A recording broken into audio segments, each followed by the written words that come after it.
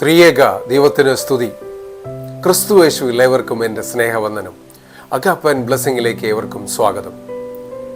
ജീവിതത്തിൽ പൂർണ്ണമായി തളർന്നു പോയതായി, അല്ലെങ്കിൽ ഇനി എങ്ങോട്ട് പോകണമെന്നറിയാതെ ഒരു ലക്ഷ്യവുമില്ലാത്ത പല അവസ്ഥകൾ നമ്മുടെ ജീവിതത്തിൽ ഉണ്ടായിട്ടില്ലേ? ഒന്ന് വിശ്രമിക്കാൻ ആഗ്രഹിക്കുമ്പോഴും നമ്മുടെ ഉത്തരവാദിത്തങ്ങളും പ്രശ്നങ്ങളും നമ്മുടെ സാഹചര്യങ്ങളും നമ്മെ വരിഞ്ഞു മുറുക്കാറില്ലേ?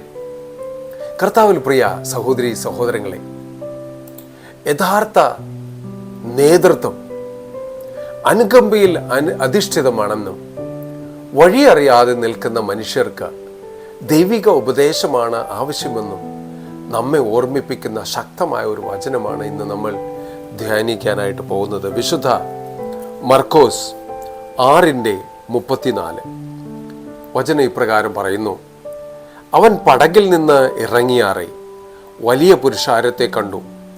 അവർ ഇടയനില്ലാത്ത ആടുകളെപ്പോലെ ആകൊണ്ട് അവരിൽ മനസ്സലിഞ്ഞ് പലതും ഉപദേശിച്ചു തുടങ്ങി.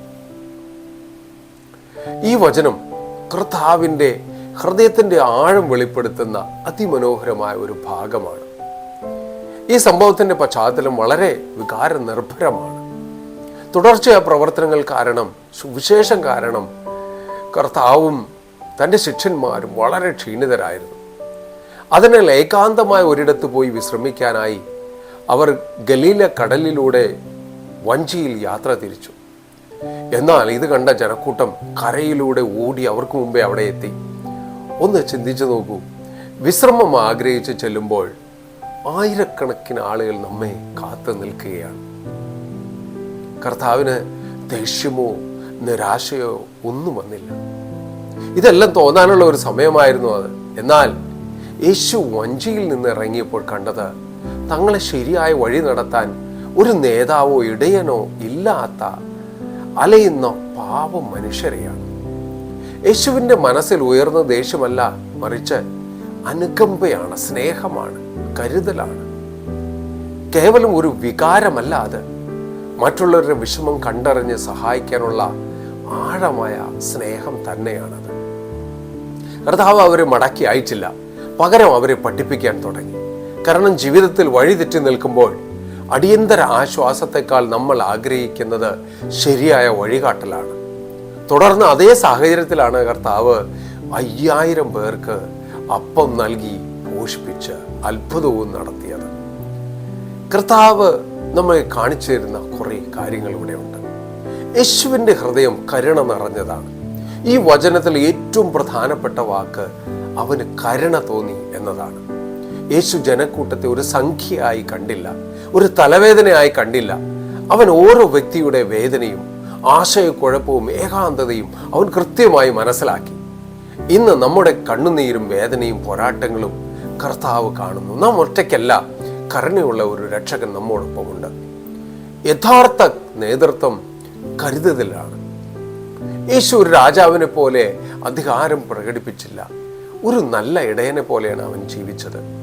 നേതൃത്വം എന്നത് മറ്റുള്ളവരെ നിയന്ത്രിക്കുന്നതിലല്ല, അവരെ സ്നേഹിക്കുന്നതും വഴി നടത്തുന്നതും സംരക്ഷിക്കുന്നതുമാണ്.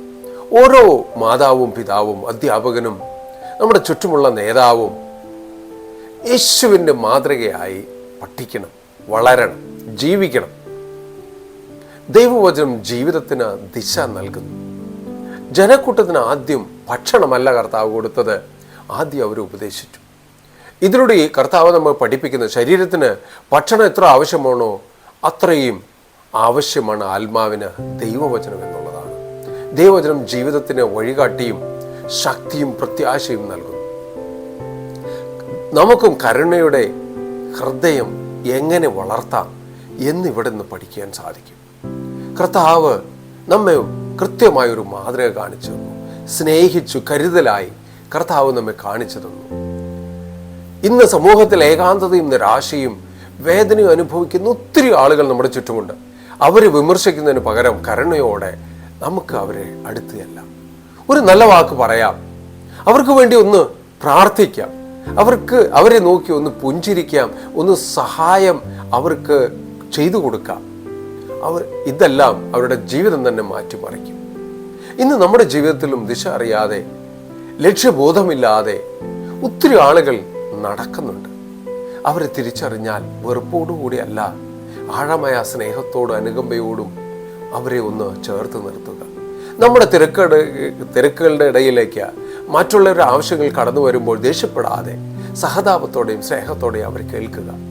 അവർക്കൊരു തുണയായി നമ്മൾ കൂടെ നിൽക്കുക.